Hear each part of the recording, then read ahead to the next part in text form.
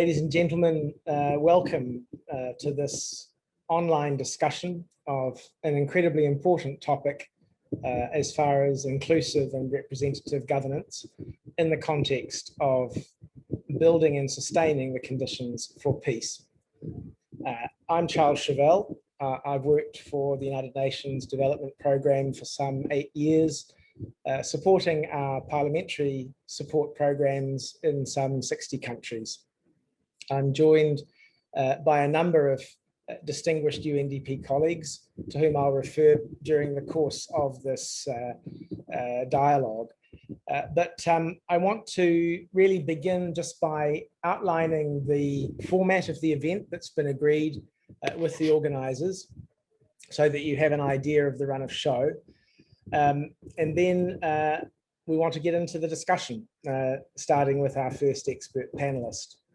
So we'll hear from the panelists. They'll address a number of important questions in short interventions, and they'll certain speakers will comment on the answers and the responses given by others. Once we've heard their views, it'll be your turn. So we turn over to participation from those of you who have registered to attend and who've indicated a desire, or who indicated desire in the chat to ask a question to one of our experts or to make an observation. Please do try to take advantage of the interactivity of the event. It's designed that way. We're very grateful to the organisers of the forum for the way that they've really pushed the boundaries in terms of the interactive technology. And it will be very important, I think, that you take full advantage of the views that are being presented tonight, today, this afternoon, whichever time zone you're in, and that you respond to what you hear with your valuable comments. So I would like to just perhaps begin by sharing with you the poll results. I don't know whether you can see what I can see on my screen, but you were asked a question in the waiting room: are social media more of an opportunity or a deterrent to inclusive and diverse participation in public life? And most of you said that the potential benefits of being able to communicate in this way outweigh the negative flaws, pretty much 76% to 24%. So thanks for those responses. That's a great way, I think, to kick off our discussion. What I'd like to do now is introduce you to our first speaker. We're delighted to be hearing from her this evening. She is my colleague, the United Nations Assistant Secretary General and Director of the Crisis Bureau in the United Nations Development Programme. And Asako Okai, I'd like to now call on you to begin your framing remarks. Thank you. Thanks, Charles. Distinguished panelists, participants, and partners from around the world, warm welcome to all. Today's discussion is about addressing online hate speech through collective efforts by parliamentary institutions, peace builders, civil society, and media. Allow me to begin by thanking CIPLI and the Swedish Ministry of Foreign Affairs for giving UNDP the opportunity to hold this discussion. Also, a sincere thank you to our distinguished panelists for joining today to share your insights.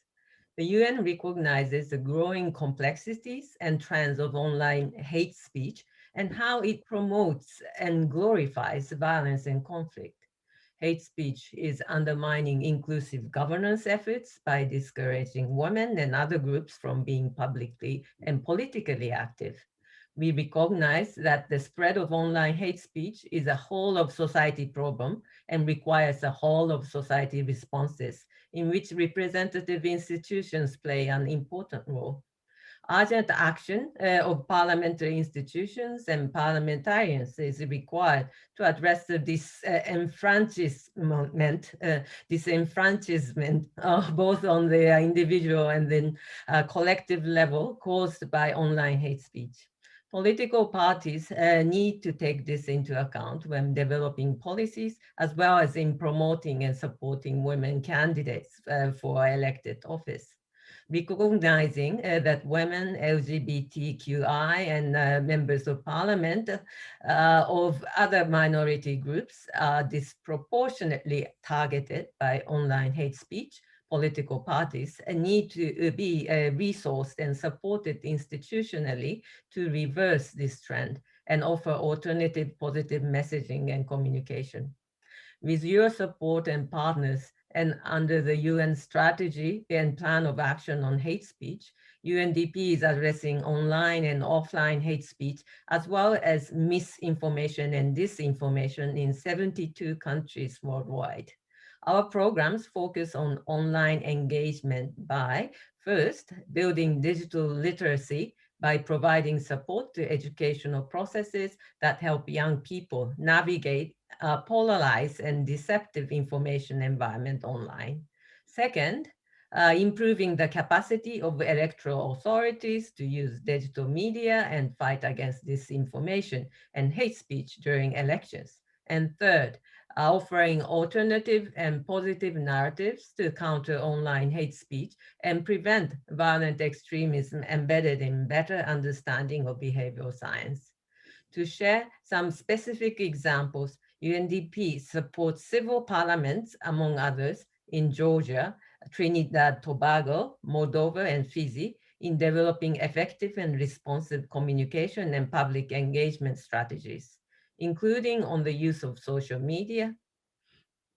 And additionally, with the support from the EU, UNDP developed an online curriculum for parliamentarians on effective and responsible use of information and communications technology, including for online public engagement. Legislation is an important means of curbing hate speech, and UNDP also support the reviews and reforms of legislation, policies, and institutional practices that perpetuate stigma, discrimination, and incitement to violence against many groups. However, legislative legal measures alone are not the answer. Fostering and protecting an open, inclusive, and diverse civic space is critical to the participation of all groups in the political, economic, social, and cultural life of their societies without fear. Supporting systematic, sustained partnerships between representative institutions, citizens, and civil society is at the heart of UNDP's governance and prevention efforts. Moving forward, UNDP will continue to support our member states and their parliaments in not only addressing hate speech at the institutional, collective, and individual level, but also through leveraging partnerships.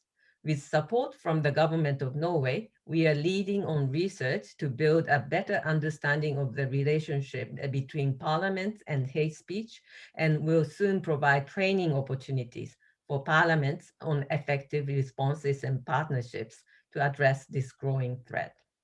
I look forward to today's discussion to further promote these critical partnerships for more peaceful and inclusive societies across the world. Thank you. Over to you, Charles. Thank you very much, Madam Assistant Secretary General. And may I acknowledge your support and the support of your team for the work that we're doing here.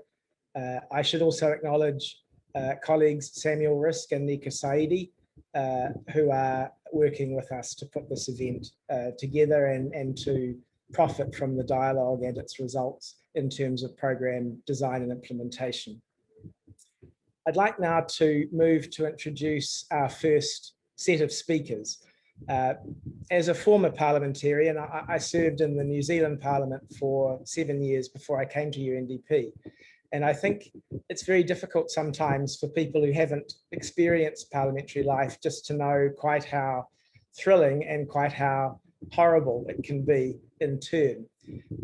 So I'm delighted that we are working in this space to try to minimize the deterrent value of hate speech to women's political participation. And our first speaker is incredibly well qualified to comment on this matter. She's been a member of the National Assembly of Kyrgyzstan since 2017. Prior to that, she was a distinguished journalist, and she currently serves as Vice Speaker in the National Assembly. She's been somebody who's given us great moral and intellectual support in our programming, and somebody who has herself worked to form partnerships from the parliamentary angle with civil society, with local governance, and with tech platforms. So somebody who's really walked the walk and talked the talk here. The Honourable Aida Kasimalieva, the floor is yours. Welcome, our dear friend, and thank you again for agreeing to speak. I want to ask you a question. Is the battle that we're talking about already lost? Can individual champions of inclusivity and peace ever hope to match the resources and determination of those actors and forces who seek power through division and violence, and the media that enable and amplify their messages? Thank you, Charles, for question. Hi, everybody from Bishkek. And now in Bishkek is a very difficult days after border conflict, and hate speech is very actual in our days. According to your question, Charles, no, the battle is not lost yet. It has always existed, but in the offline sphere, people couldn't see and receive so much information at once. In an online platform, a person can simultaneously see what is happening all over the country and in the world. So the battle seems grandiose, massive, and lost. In addition, the pandemic has forced a dramatic leap into digitalization, and no one expected this, and nobody was prepared. People were given so much free space to express themselves. On top of this, in many places, the social and political situation is very complicated, and therefore people are expressing their discontent and disillusionment. Some groups take advantage of these circumstances and encourage people to take the path of violence and division to achieve a better life. Humanity has simply been suffocated by the great wave of digitalization and open space for self-expression. What is needed now is a strong coordinated effort of all parties, parliamentarians, state institutions, the business sector, civil society, organizations, and the population itself. And parliamentarians have to take the lead. Individual, collective, and the institutional measures have to be taken. First, there must be appropriate legislation that will prevent online aggression and discrimination, protect people and punish perpetrators, and authorities should consider the UN strategy on hate speech in the development of all programs. They should promote the adoption of anti-discrimination legislation that includes online discrimination. Secondly, there is a need for self-regulation and advocacy. For example, in Kyrgyzstan, 13 political parties signed a memorandum of understanding ahead of the October election, agreeing not to use the social networks as a weapon against their opponents, not to disseminate false information and hate speech against each other, as well as not to use figureheads to post political advertising on social media. And our caucus of women parliamentarians, recently we signed another memorandum with the court system to be respectful for each other, to do not use hateful speech against courts, against parliamentarians. I think that it is the first steps in our country. And thirdly, there is an important role for parliaments and parliamentarians committed to a respectful dialogue to reach out to young people on discrimination, the need for critical thinking, and the importance of gender equality. Similarly, we must be using our voices and platforms to raise public awareness of online violence and threats posed by hate speech, emphasizing the link between full and equal participation of women and the prosperity of development of their country in central to this.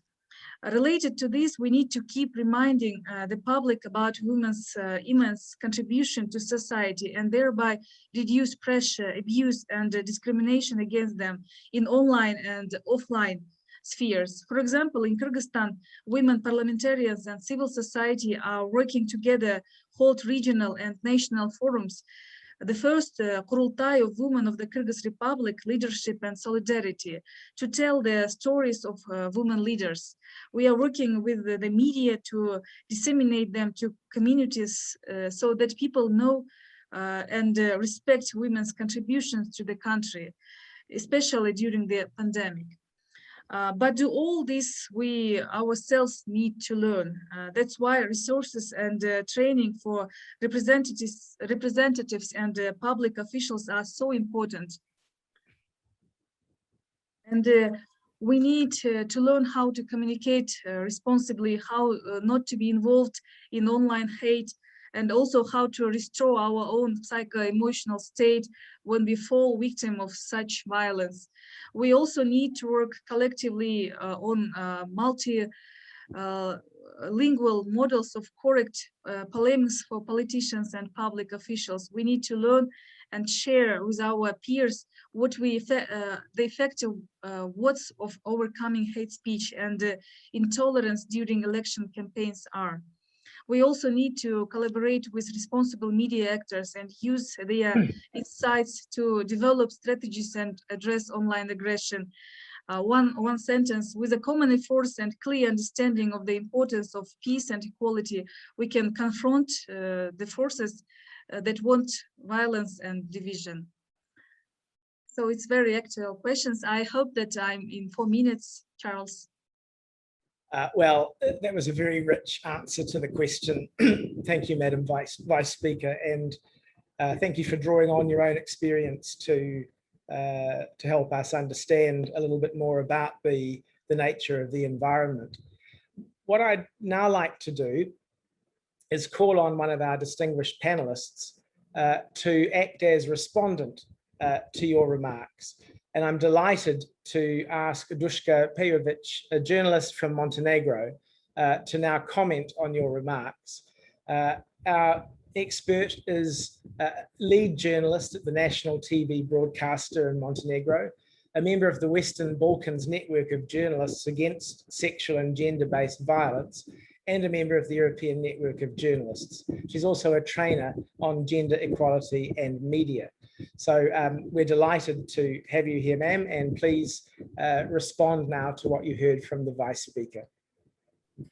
Hello, Charles. Hello, everybody. I'm glad to be with you. I will speak about media, of course.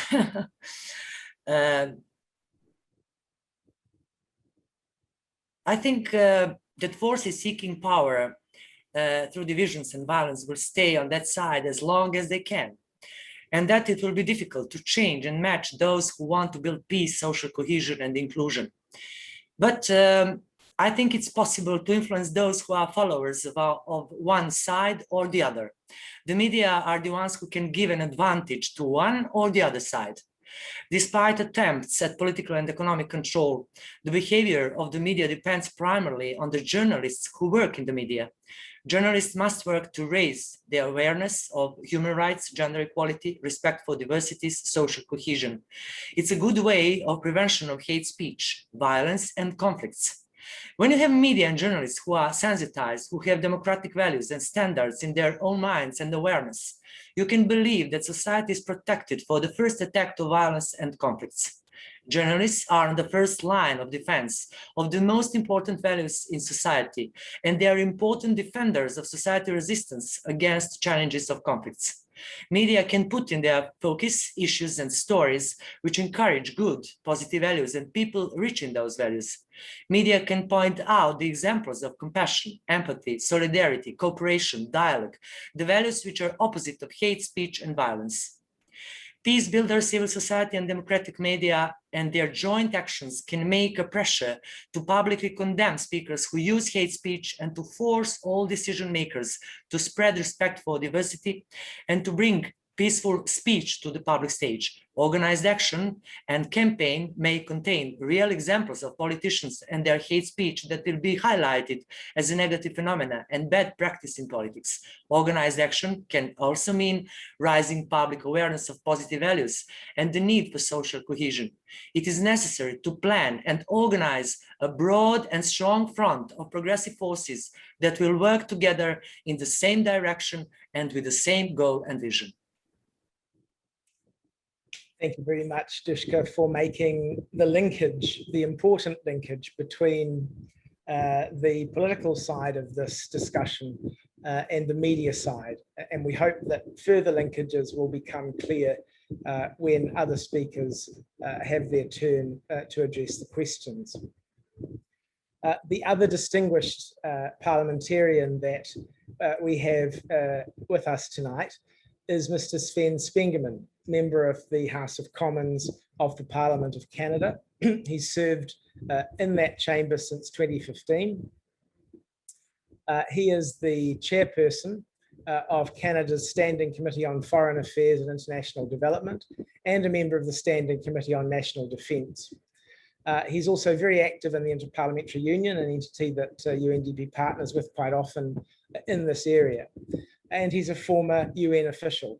So Sven has many different parts of his experience to draw on when I ask him to address the question that I'm about to put to him.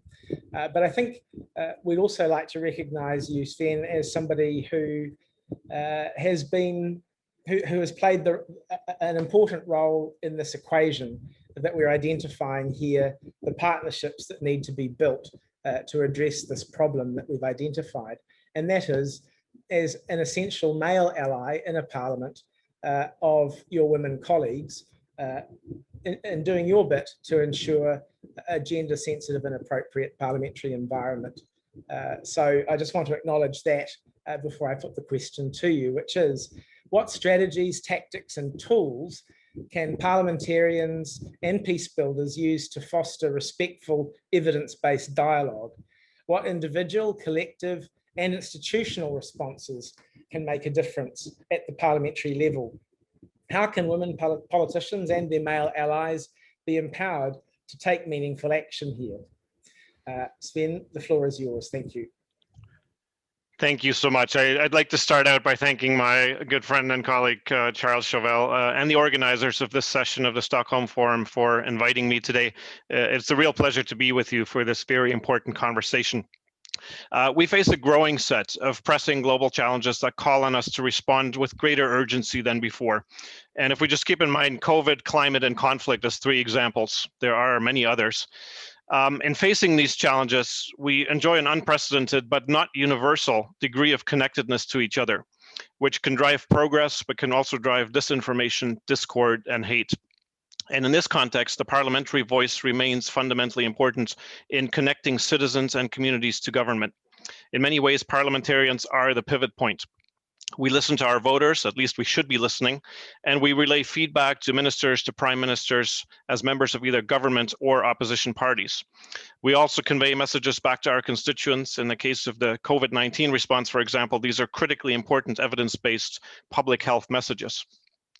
And because our parliamentary systems are, in an ideal conceptual sense, but also in practice in many jurisdictions, based on government and opposition parties, we very deliberately invite political debate and disagreement into our parliamentary chambers. And these disagreements can and do descend into exchanges that are neither respectful nor evidence-based. And Canada's House of Commons is no exception in that regard.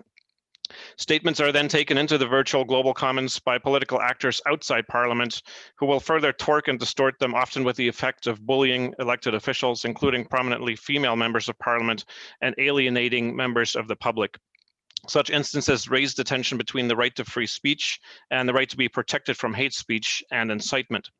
They can involve targeted, funded, cross-jurisdictional social media campaigns driven by bots and fake accounts to deliberately distort the appearance of public opinion, to silence contrary views, to intimidate advocates, and to undermine peace-building efforts, and to impact electoral outcomes. So the question asks about strategy. We have to move forward and move away from surrendering to the idea that the global virtual commons is a space where anything goes. And we must work to protect legitimate, purposeful debate. One part of that discussion might be the idea that continued access is earned and not an unencumbered right. A strategic commitment to inclusion is crucial. We need the voices of women, youth, members of the LGBTI community, seniors, racialized communities, and other marginalized communities, persons with disabilities, and all others. We need to lead by example and protect our colleagues, particularly those with whom we may have legitimate political and substantive disagreement. That's the essence of democracy. So it's yes to the right to free and inclusive speech, but with a clear delimitation of hate speech and the range of actors that seek to undermine, if not destroy, the democratic system itself. On tactics, we need to lead by example, connect with like-minded groups and movements, show that we can take legitimate debate seriously, but stand against deliberate disinformation, bullying, intimidation, and psychological violence. Systematically, we need to call out and report behavior, actors, and campaigns that fail the test of legitimacy. On tools, these include the virtual commons tools, such as hashtags and theme days, dialogue with platform providers, public and semi-public networks and institutions, investments in tracing and stopping malicious campaigns and actors, elementary, secondary, and post-secondary education is absolutely crucial. Individual responses include inviting and empowering women and youth to run, building inclusive processes through which we can invite new voices into the debate. Collectively, it's about solidarity movements, regulation, resolutions and declarations, public shaming and banning. We need political commitment and investment. And on institutional responses, the IPU, UN agencies and programs are critical, gender and youth ambassadorships, investments in independent media and journalism who are also being displaced. In summary, we're at a critical juncture in the trajectory of human civilization as COVID, climate, and conflict are showing us. We need to protect the global commons as a space for deliberation and the urgent development of impactful solutions based on science and evidence. This takes work, this takes political commitment, and there's a lot of work ahead. Thank you so much, Charles. Thank you, Sven, not only for some very on-point observations, but for sticking absolutely to time. We'd now like to continue with the format that we began with and invite one of our distinguished panelists from another sector that's vital to dealing with this problem to comment on what you've just heard.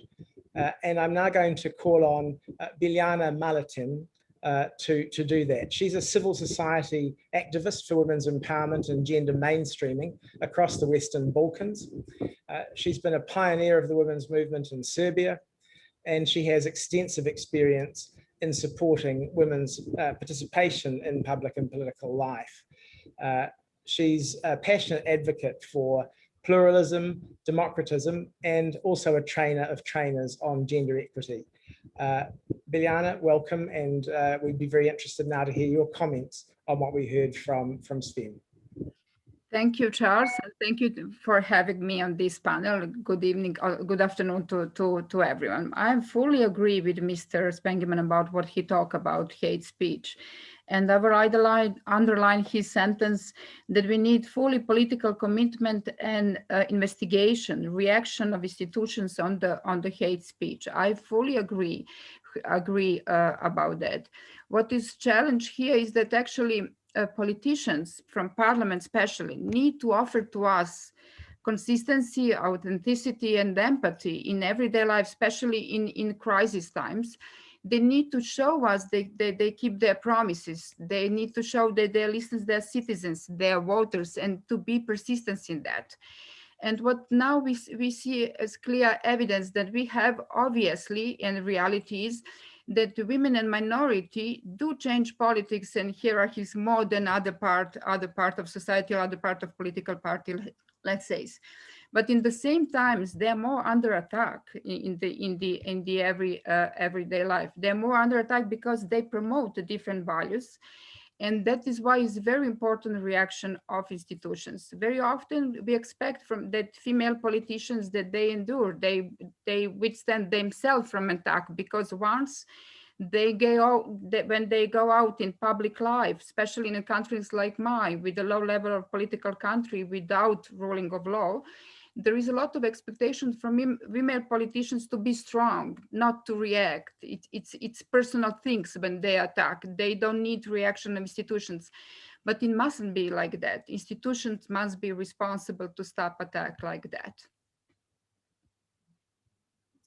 Thank you. That's it's again very on point observations.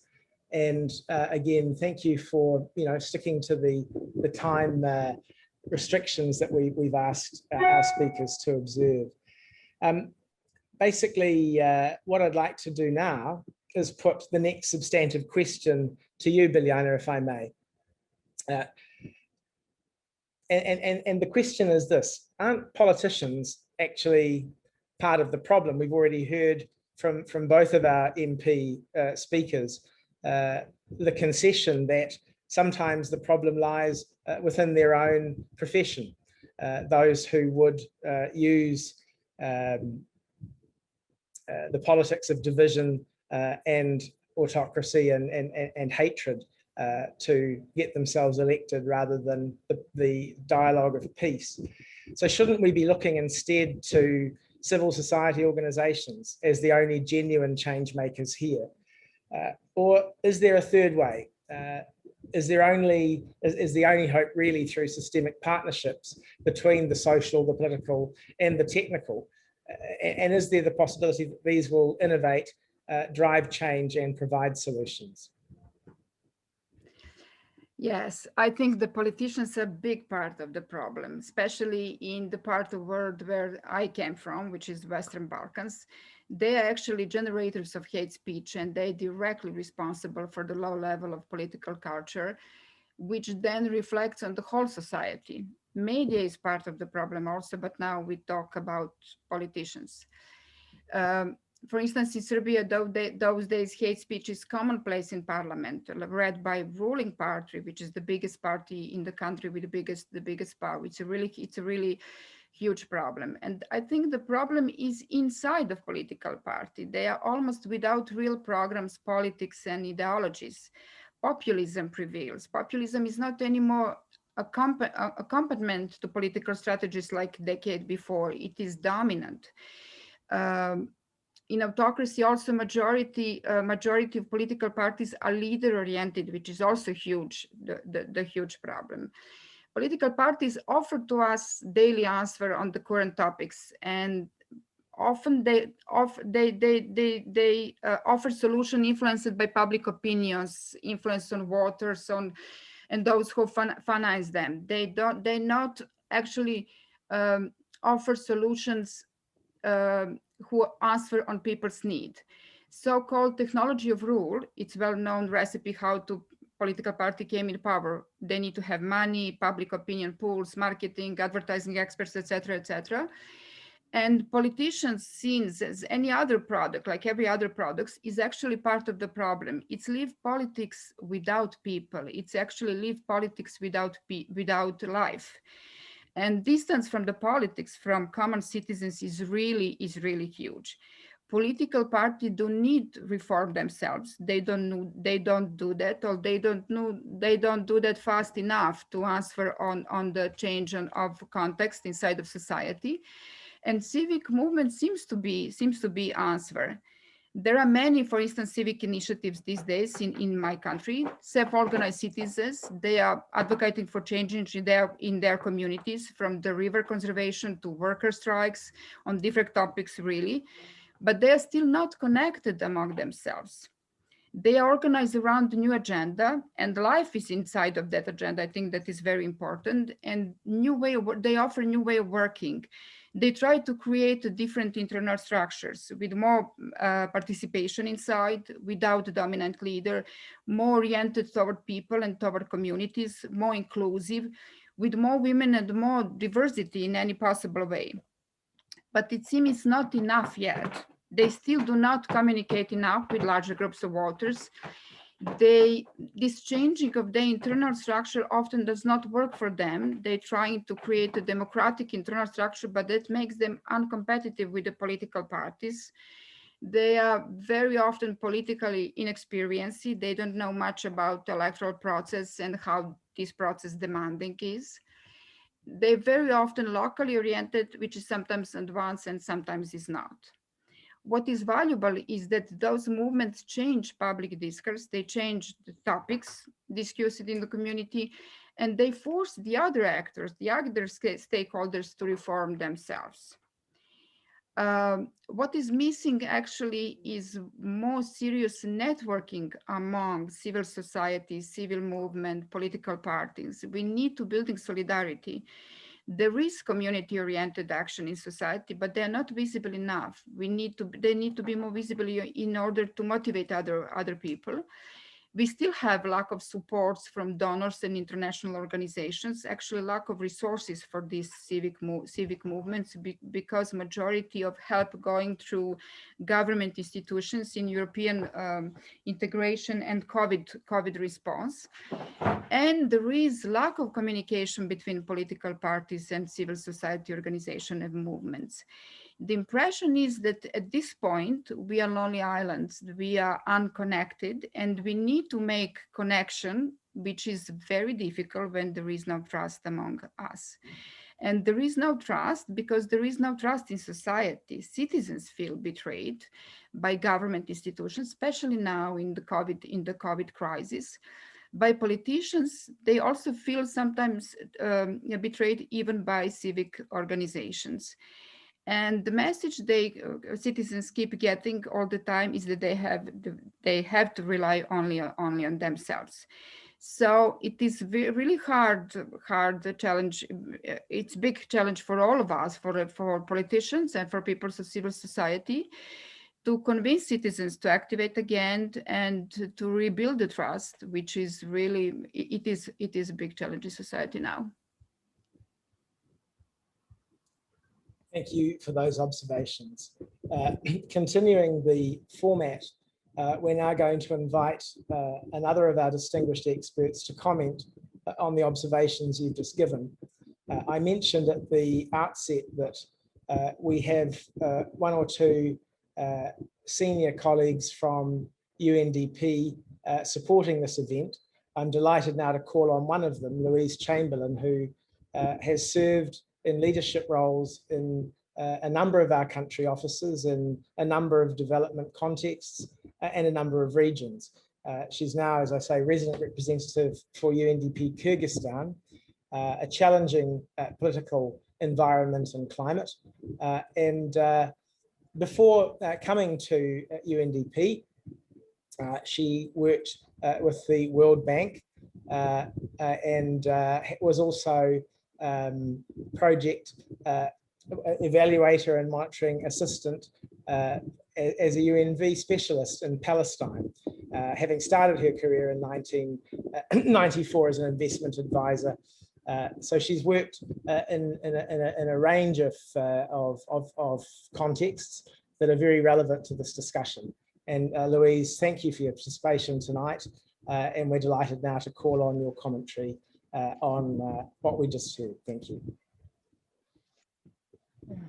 Thank you so much, Charles. I think Biljana spoke really importantly to the issues of community participation. And if you wouldn't mind, I'll share a couple of lessons from UNDP's efforts to address hate speech in Kyrgyzstan. Of course, online abuse is a symptom of societal grievances and divisions. And here in Kyrgyzstan, the COVID-19 pandemic has contributed, of course, to erode social cohesion and the social contract between the state and citizens, and resulted in public displays of discontent, especially on social media. And key here is, of course, the issue of transparency of information, because an environment that is rife with misinformation becomes a breeding ground for allegations and hate speech. over the past week, if I may mention, we've seen the outbreak of unprecedented levels of violent conflict on the border of Kyrgyzstan and Tajikistan, and I would be remiss not to use this opportunity to express our sincere and heartfelt condolences to all the people and the families affected there. And I can't, of course, in this short discussion address those events, just to say that that's an example of how the lack of sufficient information enables the manipulation of vulnerable groups and contributes to aggravate conflict. Charles, did you want me to speak about the Kyrgyzstan situation now, or specifically comment on Biljana's entry? Have I gone too far? No, I think it would be good if you were to comment on the intervention, and then perhaps there's an opportunity later to discuss Kyrgyzstan more specifically. Yeah, I think for me, the key issue that stands out in Biljana's remarks was the issue of the support for civil society organizations to come together and supporting a dialogue, and for them to also for the resources for community-led practices, and the importance also of the international donor community coming together in such exercises. The issues, of course, is having the capacity and platforms and sufficient space and resources for those kinds of conversations to take place, and actually the combination of Parliament and civil society coming together here is an opportunity to do that. Thank you. That's fantastic to again have you make the linkages, because I think what's emerging here is very much a complex and multi-layered problem that does require partnerships from across society. What I'd now like to do is go back to Dushka and ask her a question that's specific to her role in the media. And the question is this: by focusing as you have in this event on online hate speech, aren't you ignoring the huge potential that digital communication offers for ordinary people to participate in public life? Just recalling, for example, the results of our poll of participants here at the beginning of this event. Who is responsible, in your view, for making the online space safe and ensuring a diversity of voice in that realm? Thank you, Charles, again. Hate speech provokes violence, we all know that, and public becomes aggressive and non-tolerant. If we have politicians and parliamentarians who use hate speech and create an atmosphere that opens and amplifies conflicts and divisions, and when politicians have less democratic values and capacities, first in their inner being and then in public engagement, we have a big problem in the society. When the media convey hate speech and do not review and question those conflicting messages and do not point out the harmfulness of those messages, opening the way for political and other responsibility for hate speech, it leads to a lack of democracy in the society and probably strong conflicts that are very difficult to prevent. Conflicts and hate speech will become our usual and acceptable behavior and communication. It is a situation when ordinary people don't have a hope that would be better, and they are without energy and will to change things. The media, we know, as one of the key actors in the continuation and transmission of hate speech. That is why self-regulation is one of the basic preconditions for media control. When the media transmits hate speech, they have a responsibility to take a critical view of it and to warn the public that it's wrong and bad and explain the reasons for it. The media should inform citizens that politicians have used hate speech, but at the same time, the media must not be misused in spreading hate speech. Online hate speech and abuse are symptoms of grievances, divisions, and disillusionment, but root causes of negative emotions, aggressiveness, and extremism are not in the surface of society. Value system and lack of capacities for debate and dialogue, lack of abilities to achieve consensus and common solutions in crises, and lack of incentives to cooperate instead of competition among members of society make our society non-resistant to challenges of extremism, conflicts, divisions, hate speech, abuse. We need a social healing, and it should begin with education on how to conduct dialogue, how to participate in the debate, how to exchange different views without anger, and how to find common solution with respect for interlocutors, promoting attitudes that recognize the common good and benefits for the whole society. I think that online hate speech deepens polarization within certain national policies, targeting ordinary users as active participants in the spread of hate and disinformation. Hate speech in public and on social networks influences many ordinary people not to participate in public life by using their freedom of opinion and speech.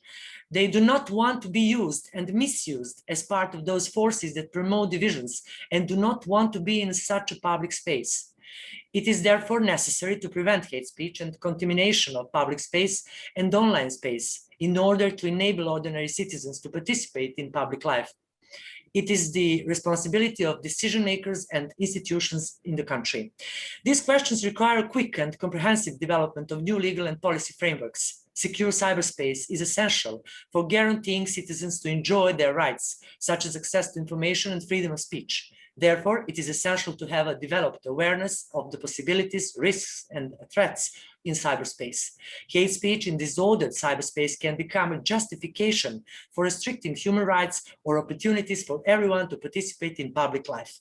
Members of Parliament should play an important role in overseeing the management of cybersecurity, as cybersecurity applies not only to security policies, but also to other policy areas. Cybersecurity oversight should merge members of the Security and Defense Committee, between others, with committees in charge of telecommunications, education, information society, and human rights. I'm really impressed at the way you're all compressing so much information and evidence into very short interventions. Thank you for that. Now, politicians always have to be very careful about answering questions and responding to observations from the media. But in this case, Madam Vice Speaker, Aida, you have the opportunity to comment on what you've heard with absolute freedom. So please give us your perspective on what we've just heard from the media view on this issue around the potential of digital communication.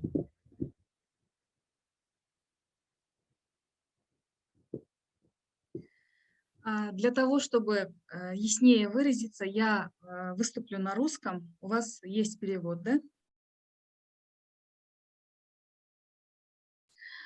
Я абсолютно согласна с предыдущим спикером. Когда мы говорим о том, что простые люди хотят участвовать в общественной жизни и что дает им социальные сети, это, конечно же, то есть на весах стоит этот интерес у обычных людей, просто людей общества, и на других весах стоит та проблема, о которой мы обсуждаем.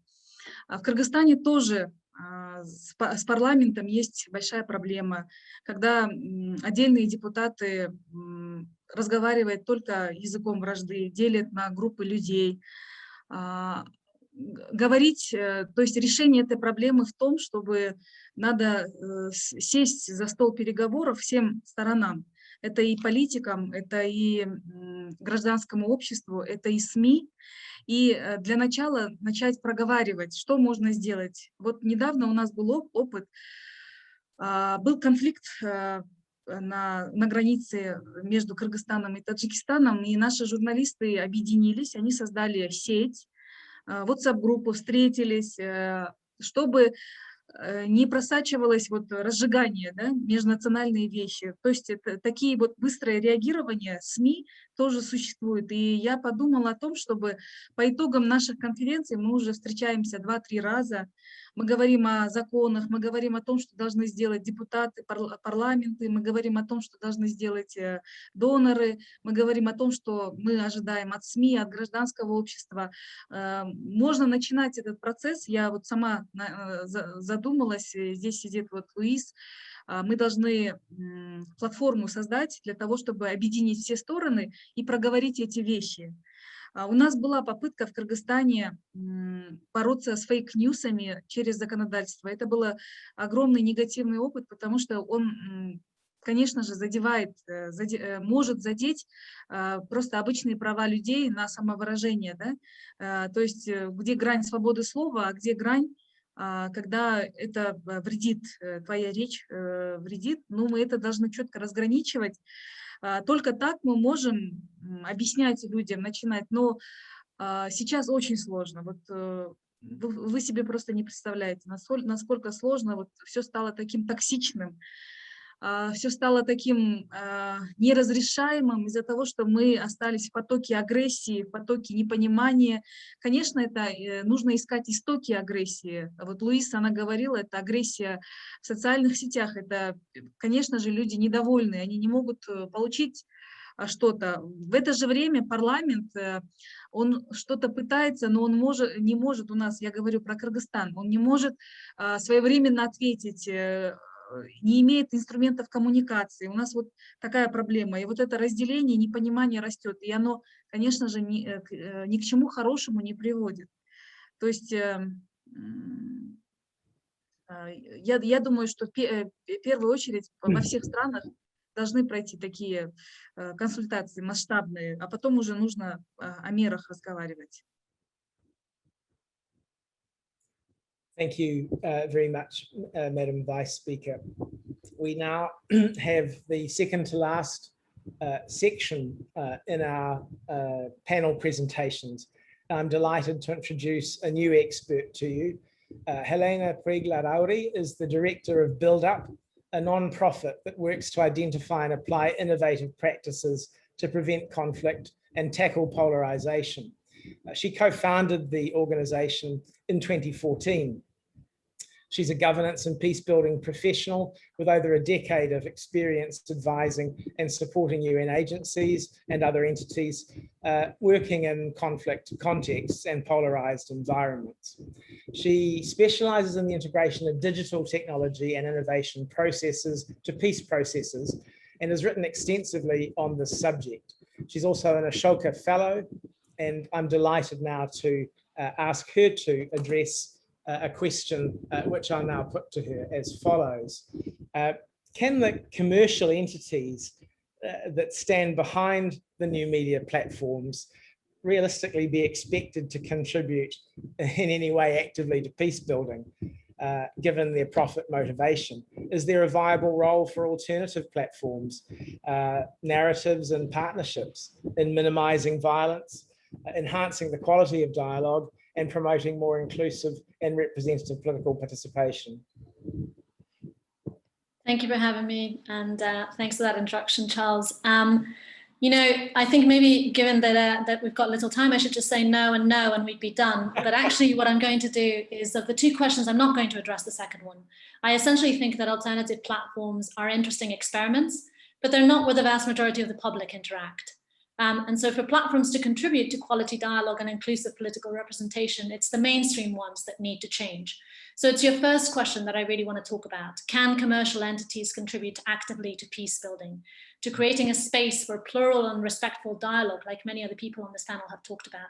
And I want to give a bit of a more techie answer to contribute to our conversation today, albeit coming from a peace builder. So I work a lot on peace building programs on new media platforms. And that's because I think that new media platforms offer opportunities for peaceful contestation.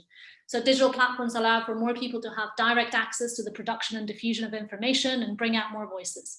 This means that prevalent narratives, the hegemony of truth is held by the powerful, is breaking down. It means that more intersectional perspectives are entering our conversations. Activism is strengthened. We can build a more plural and inclusive world in which more people have a say in how we live together. And this is all critical to peace. And it sounds great, but it's also not that simple. And we've heard from many other speakers about this. I don't need to belabor it. The visibility of more identities makes polarization more likely. Conversations on digital platforms are short, immediate, and publicly recorded, which makes publicly identifying with positions way more attractive than slowly passing out our common needs. And what's more, the fragmentation of narratives makes it easier for some to devalue truth and put forth simplified or baseless positions. And these are all drivers of conflict. Now, my concern is that I think new media platforms currently have a commercial interest in amplifying these more negative aspects. Think about disinformation and misinformation. Just so we're clear on the distinction, disinformation is creating and spreading incorrect information to intentionally deceive or manipulate others. Misinformation is spreading incorrect information without the intent to deceive. Most disinformation is aimed at alienating a group or a person. In other words, disinformation uses a lie to close down debate, to simplify the narrative rather than allow for plurality. But then that lie spreads and it becomes misinformation because our brains, our human brains, all of us kind of love heuristic simplicity. And it sets more because digital technologies amplify this very human weakness. So most digital platforms have a surveillance capitalist business model. Their monetization strategy is to gather large amounts of data so they can build models or profiles for every individual user that help predict their actions. And to get that data, they need users to engage again and again, and to drive engagement, they favor content that is simple and that we already agree with. In other words, many of the recommender algorithms that drive our digital platforms are built to help us experience more of the same. It's not that algorithms couldn't be pushing a different kind of content. Let's be clear about that. Catherine O'Neill says that algorithms are opinions embedded in code. The opinion of most platform technologies is that they need more quantity of engagement, more of our attention on stuff, on any stuff, and fostering complexity doesn't serve this attention extraction model. Okay, so that's already pretty bad, but there's another thing that I think is actually worse at this level. Because even if an algorithm is presenting me with stuff I agree with, I could go elsewhere, right? I could behave differently. I could post and share nuanced content. Why don't people just not spread disinformation? The other way that digital technologies drive engagement is by pinging us all the time and creating an addiction to chasing those pings. We post for the likes, we share for the laughs. The design of the notifications is largely influenced by nudge theory, which was pioneered by the Persuasive Technology Lab at Stanford University. And their theory of change is to hardwire habits. It's a manipulation tactic that changes the incentives that our brains respond to. So when parliamentarians or peace builders want to use new media platforms to be spaces for plural and peaceful dialogue, even with the best intentions, even when there is no overt hate speech, the odds are stacked against us. Algorithms and nudges are resulting in a gradual, slight, and imperceptible change in our own behavior and perception. It's almost indistinguishable from magic. Ultimately, the subtle behavior change that surveillance capitalism trades in means new media entities cannot actively contribute to peace building, or at least not now, unless the incentives of surveillance capitalism are changed by either regulating what aggregate data can be used, or for straight up taxing companies on how much data they hold. And that's perhaps something that parliamentarians could advocate for. Thank you. And on that note, Sven. Charles, thank you very much. And I'd like to start by thanking my co-panelist, Ms. Puig-Lowry, for her thoughtful and very insightful and detailed remarks. It's a very important and timely question. I side with her. That's question one that's fundamentally important. The Facebook board's decision on Donald Trump might be illuminating in that respect, in the sense that the question really is how much corporate social responsibility can we credibly attach to large new media platforms. There may be some expectation that public opinion and user preferences may shift towards platforms that take this idea seriously and seek to offer protection against nefarious anti-democratic elements. We may witness some constructive competition that sort of takes us down the road of heightened moral responsibility along the virtual equivalent of the Nike phenomenon. But we can't afford to wait for that. And in light of Helena's comments, I think there's no certainty that that will happen on its own at all. In the meantime, we need to be proactive in the fight for global public opinion, to build alliances and to build spaces for peace building within the global commons as a whole, including within platforms that are agnostic to this idea. And we need to continue our efforts in that space. Regulation of internet platforms at the national level remains extremely challenging, so multilateral work in close consultation with civil society, I think, is crucial for elected officials. In parallel, it could be worthwhile to explore alternative fora and partnerships that offer greater protection and a better platform for dialogue. This idea is particularly compelling because we know that peace-building efforts are more effective and peace is more sustainable if the process includes voices of the most vulnerable, including women, LGBTI people, Indigenous peoples, youth, and others. But as I said, we need a global commitment across as many parliaments as possible, backed by investment and backed by a pathway of action to assign strategic importance to the creation of safe virtual spaces. If we go down the road of alternative platforms, it's important to reconnect them back to the global commons as a whole in terms of outcomes, conclusions, levels of commitment, and intensity of the discussion. At the end of the day, the problems that we face are global and civilizational in nature. Peace building, the pandemic response, and climate. We also therefore need global inclusive debates and the formulation of global solutions. I'll leave it there, Charles. Thank you so much for the opportunity. Again, thank you for the richness of both the principal answer and the commentary. You begin to get an idea of just how complex the issue is and how multifaceted and multi-layered the solutions that need to be applied are.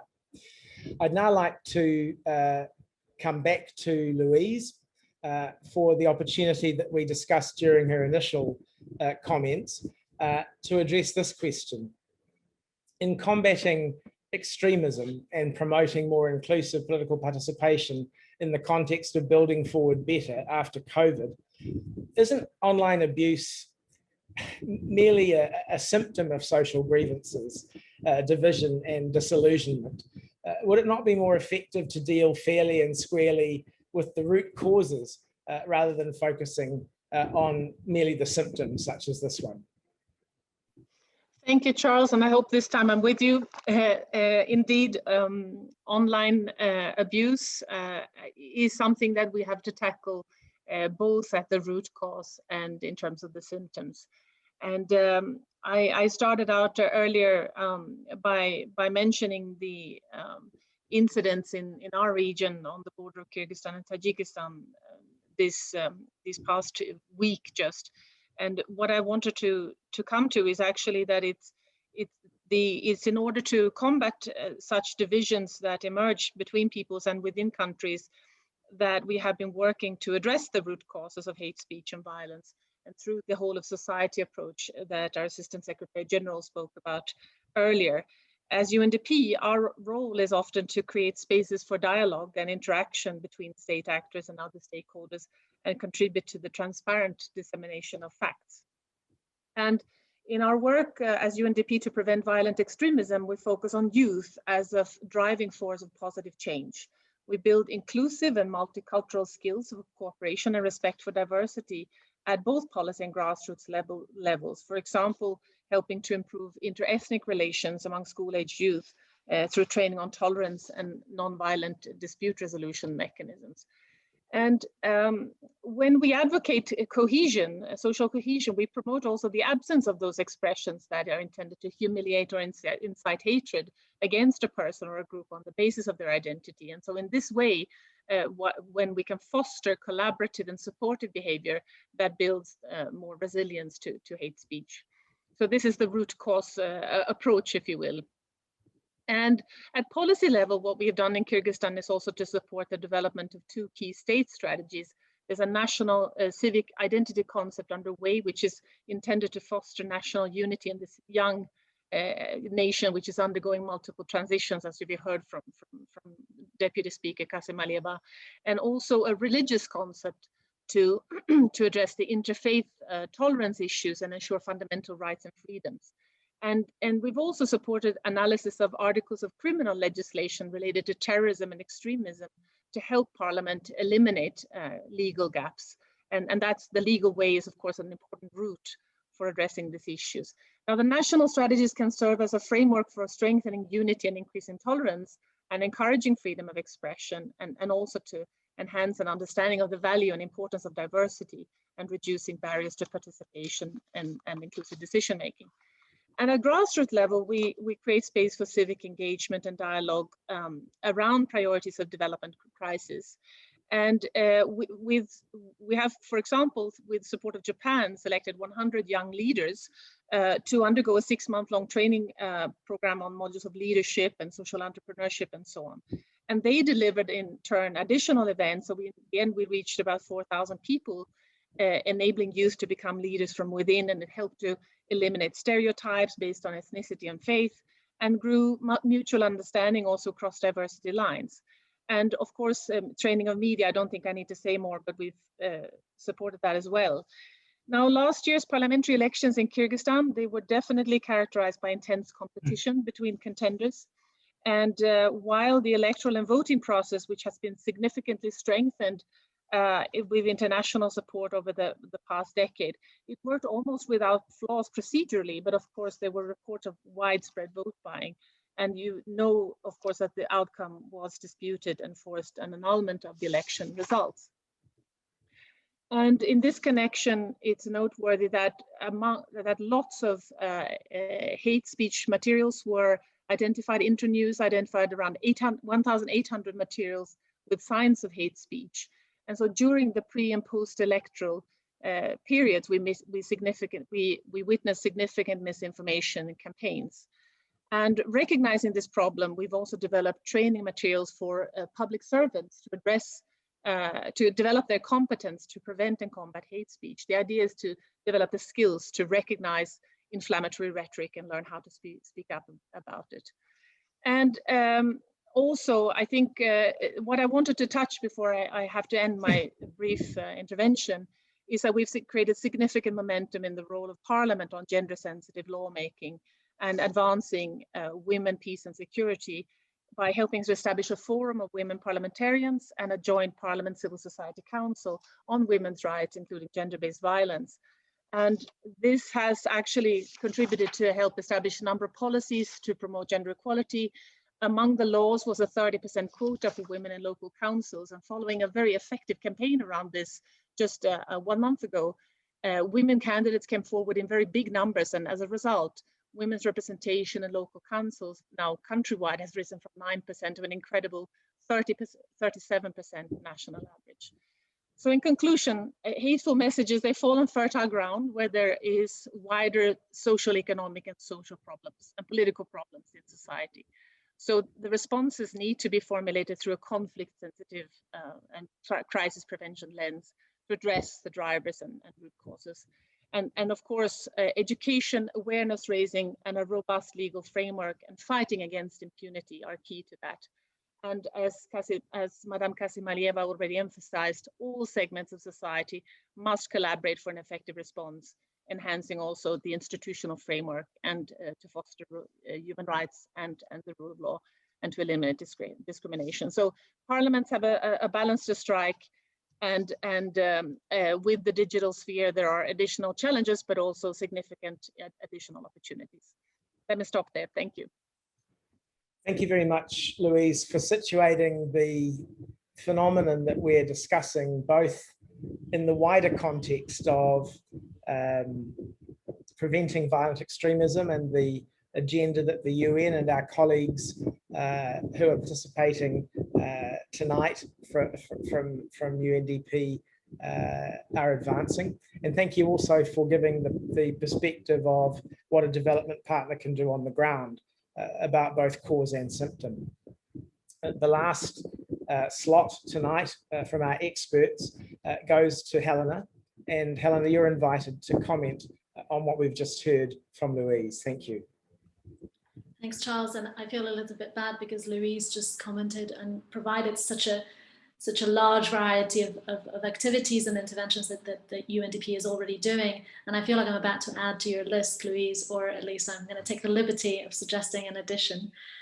Because I really like what you said about hate speech as a signal of a grievance, of an underlying grievance. And I think from my perspective, as someone who spends a lot of time looking at social media, one of the things that I worry about is when organizations over-focus on content moderation, take down the hate speech, and they forget that it's a signal, and that it requires a certain kind of fertile ground, I think you called it rightly. And you spoke of the fertile ground offline, which is incredibly important. And I want to add the fertile ground online, which of course you know about, but just to kind of problematize it. We know that hate speech happens much more in environments where more misinformation is available online, but critically where more polarization is available online. What do I mean by that? When people are being segmented into these echo chambers online, then hate speech is much more likely to flourish. And so I think my additional homework, if I may, a thing that you might consider is when youth leaders are trained and where they're provided skills to eliminate stereotypes, can that also be done in the context of the digital environment they're in? What are the digital conflict drivers that they need to be watching out for? Also all the other offline conflict drivers. And of course, these are interwoven, but there are particular things that are going on in the digital space that I feel youth leaders are particularly well placed to address. And I say that because I really liked this initiative that you mentioned about providing civil servants with tools to engage in inflammatory conversations around the election. I think that's critical. My challenge, not knowing Kyrgyzstan, is are they the best place to do that? Typically, it's actually youth leaders who really already have a social media practice, who know how to make the jokes, how to post the memes, how to whatever it is to engage in the discourse online. And so could it be that a new kind of cohort of digital youth peace builders might be what you need in a situation like that? Or could that be in addition to what all the great work you're already doing? Thank you. Thank you very much for that response. And I think, you should never be reluctant to give UNDP more homework. We specifically designed this event to, I guess, try to validate some of our existing approaches, but also to find out from those of you who are dealing with this issue on a day-to-day basis, what more we should be doing. So it's absolutely what we need to hear. And I think, your last observation is a great segue into our audience participation segment, if you like, if I can call it that. I apologize to participants. We started a bit late because of a technical hitch. With your indulgence, we'll go for perhaps another 15 minutes if people can spare that time. And we'll move straight into the first question that we've received from the attendees at large, which is directly something that you just mentioned, Helena. It's what role can youth politicians or parliamentarians or representatives play here? We've focused so far on the role of women peace builders and their allies. Okay, so what about youth peace and security? I'd like to specifically ask Sven to share a short perspective or observation on this, and then throw the floor open to any other panelists who'd like to also speak. Charles, thank you very much. I'll be very brief. I think it's a fundamental component of the inclusion agenda, and young people, not only because they're going to be the stewards of our planet and invested in the questions in a different way generationally, but also because of the technical know-how, the connectedness, the way they interact in the global virtual commons, as was outlined by previous speakers. There's nothing more important than to bring youth in. We tell youth in a political sense that they are not leaders of tomorrow, they're leaders of today. We build youth councils here as parliamentarians. We bring youth into the commons and into the political structure as early as we possibly can. We correspond as members of parliaments with grade 5 classes who have great ideas on climate change, on peace building. It's fundamental. It needs to be systemic. It needs to be accelerated and taken seriously. Very, very important consideration. Thank you. Any other panelists who want to comment on the role that young people can play, whether they're formally elected to office or whether they're participating politically otherwise?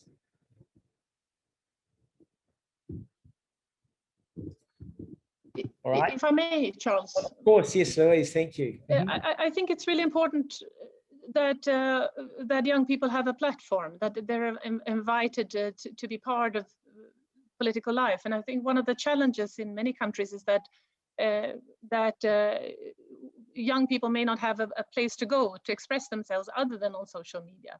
If we can create more meaningful participation in the right political forums, then young people may also become a far more responsible participants on social platforms as well, social media platforms. And I think that we should really challenge ourselves as an establishment, or especially perhaps more senior parliamentarians, to try and create this bond. The climate change agenda is a case in point in terms of how the young people are actually driving the agenda. So how can we actually give them that level of influence that they deserve on such issues? Thank you.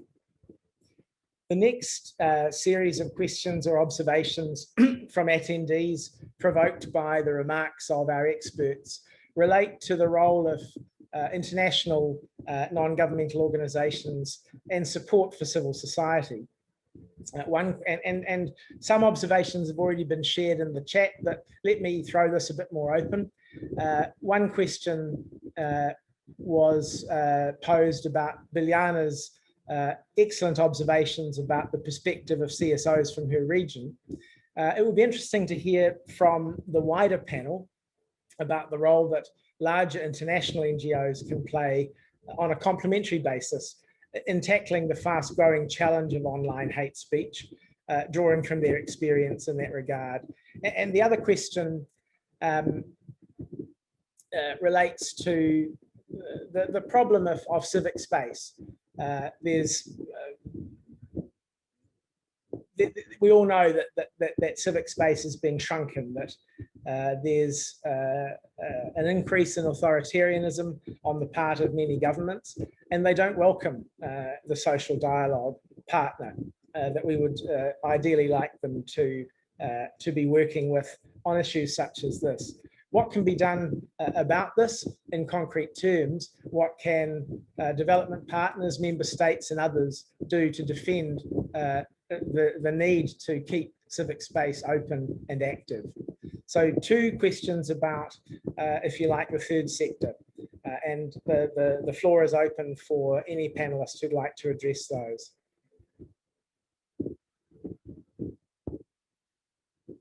Yes, Charles, please. I would not like to address, yes. I would like to complicate a little bit. An observation, please, yes. I would like to ask a question to Helena, actually. I would like to talk a little bit about virtual community as a community themselves, because sometimes it's looked at virtual community is community by themselves. It is actually with their own rules, participants, regulation, etc. And there is this difference between that community and community in everyday life, how to connect people. And this is very often on virtual community, there's a really special people, I mean, by age, in some community, by race, by, I don't know, different type of people than in everyday life, in community in traditional way. I'm not sure how clear I am. So how to connect these different types of community? That's my questions for Helena. So Helena, would you like to respond to that? I can have a go. I think it's a great question, actually. And I think I particularly appreciate it because people usually ask me that question as, how can we take things that are happening online to have an impact offline? And that's not what you're saying. You're saying, how do you connect these 2 types of communities? Now, there are some really interesting experiments of hybrid communities that have both online discussion spaces and then offline events. And I think nowadays it's actually quite easy to do this kind of hybrid thing. So I'm thinking, yeah, there's both some experiences with kind of formal dialogues that do that, where there's like an offline and online element, and that what happens offline gets posted online, what happens online gets reported offline, and that creates a broader sense of community. And there's also some community building that is being done in this hybrid way. So I think that's one thing. But the other thing I would say, and then I'll stop, is, does it have to?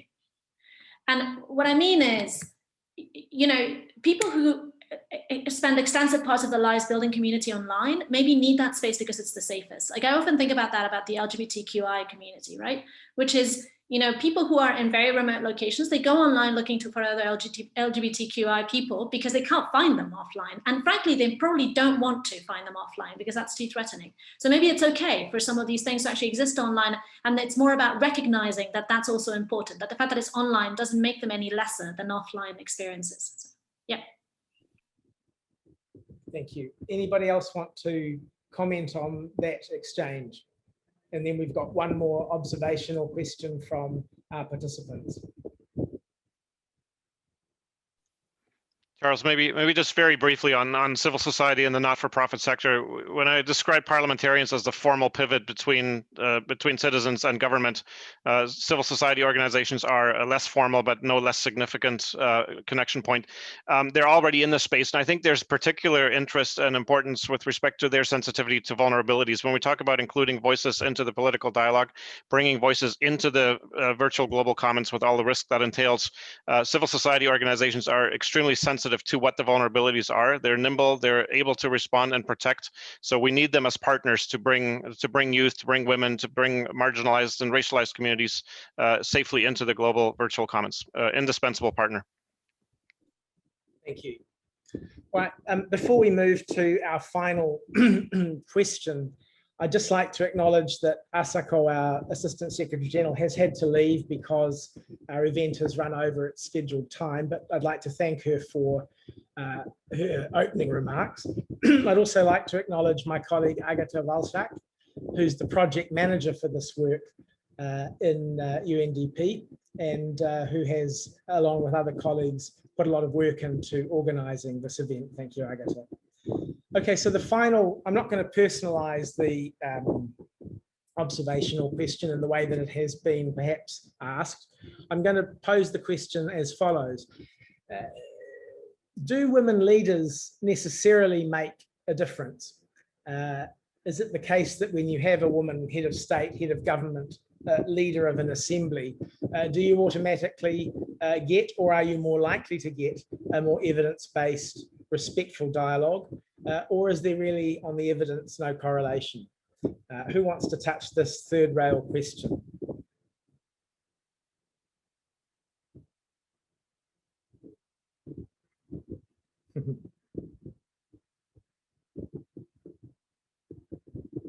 Okay, then I think we will acknowledge Charles, that, yes. Of course, I want to tackle this question, but I was hoping that one of our parliamentarians would say, but maybe, you know, allow it to be a tribute perhaps to the work of Deputy Speaker Kasim Alieva, who's online with us this evening, and her fellow colleagues, female parliamentarians who almost make up a coalition of their own and have been extremely hardworking and very dedicated in creating transparency, a rules-based parliament, and also promoting, you know, legislative and a legislative agenda to improve the situation for women in particular, but also for Parliament in general. And so I think it's not an issue of male or female leadership. It's of course that we need the diversity, we need both. Men and women are different as individuals, but they also bring different perspectives, and it's that diversity that enriches us. That's the fundamental principles of what we believe as a UN system, right? But it also, you know, I think many of us have experienced that. We see that, and I think Sven, not least, spoke about the importance of inclusion and diversity also of ethnic minorities and otherwise. So by having women represented, they're not a minority group, they're 50% of the population. We have that level of representation that's necessary, but certainly also many women politicians are very capable of enhancing you know, the quality of decision making by adding their priorities to the agenda. So the answer is it depends, and obviously making support available, such as the support that we're trying to discuss and shape tonight, is going to make it more likely, I guess. Thank you very much. I see Aida has her hand up, Charles. Oh, sorry, Aida. So you have the last word before we move to closing remarks, Madam Vice Speaker. And just a reminder to participants, there's an interpretation button on your screens so you can follow any interventions in English or Russian during the event. I should have mentioned that earlier. Sorry, Aida. Очень интересный вопрос. Я бы сказала, да, корреляция такая существует. Вот наш созыв в парламенте и наш форум женщин, он объединяет всех женщин-депутатов, которые вне зависимости от того, что они во фракции, вне зависимости от своих политических убеждений. Иногда бывает, что оппозиционная фракция и другая фракция, да, но я могу сказать, что мы сделали столько всего возможного, полезного в плане законодательства, в плане поддержки женщин, и всегда это идет язык диалога. И я думаю, что у женщин больше способностей, особенно учитывая кыргызскую политику, больше способностей к мобилизации, к диалогу и к влиянию. Даже вот последние события на границе показывают, что и во время Октябрьского кризиса, когда сменялась власть, что женщины, во-первых, устойчивы психологически, во-вторых, очень сильна вот эта мобилизационная часть и всегда вот возможность и умение создавать мир и диалог. Поэтому я четко вижу корреляцию. Конечно же, есть отдельные случаи, когда сами женщины-политики используются как инструменты вражды для того, чтобы, ну, когда что-то говоришь, обязательно в оппоненты могут использовать женщину, другую женщину-политика. Это такая манипуляция, она существует, но я думаю, что мы продвинулись в том, чтобы солидарность была настоящая, и дальше еще будем работать. Thank you. Well, thank you very much to our panelists for their perspectives. You've been on the receiving end of observations. Now it's your turn, participants in this event, to offer your perspective. So what I'm going to ask you now to do is answer a question in the chat box, just using 1 or 2 words. And what we'll do is we'll collate the responses to this question and send them back to you in an email, which will summarize the event and contain a link to the recording, as well as other matters that you might like to take away. So here's the question we're asking all participants and panelists to share 1 or 2 words in response to. What do you think the single most powerful step we can all take to displace online hate in our daily lives is? What's the single most powerful step we can all take to displace online hate in our daily lives? Personal action. Ladies and gentlemen, distinguished panelists, colleagues, I now want to just say a few very brief words in summing up. And the key word that I want to start with is novelty. We heard about the novelty of this phenomenon, this problem. It was put to us in the program very powerfully late last year when we held a masterclass facilitated by a long-serving woman MP for senior women parliamentarians from 8 or 9 of our partner countries. And this was the observation. 5 years ago, before COVID, before all the move of online dialogue in politics online, women politicians might have to deal with the odd abusive letter or an email from somebody who was disgruntled about something that they had said. Now, it's a question of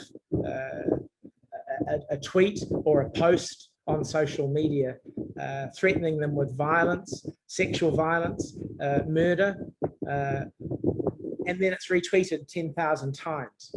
So the volume of this phenomenon, this problem, is just increased exponentially, and thus so has its novelty.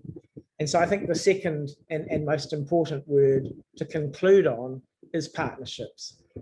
Only through, as we've observed as this discussion has unfolded, only through multi-layered, multi-jurisdictional approaches here can we hope to deal with this very worrying potential phenomenon to disenfranchise women and members of other groups from political participation. It's through partnerships between and within sectors, that we can cultivate a more respectful dialogue, promote empathy and address grievance within a society where more voices and identities struggle for visibility, foster more personal and institutional responsibility, and ensure that there is fundamentally a new approach to dealing with social media along the lines of the hope that you all expressed, or a majority of you expressed, at the outset of this event. Thank you very much for your participation. To our expert panelists and to the colleagues who put this event together, many thanks again. And to those of you who expressed your views to us the way you have, sincere thanks as well. You can be assured that we'll be coming back to you to respond to your feedback, and that we'll be incorporating the perspectives that you've shared with us and taught us tonight in our programmatic responses to deal with violent extremism, hate speech, and to protect plural, inclusive, and responsive governance as part of our defence of the Sustainable Development Goals in the short time left that we have to attain them. Thank you very much. Good night from Bangkok.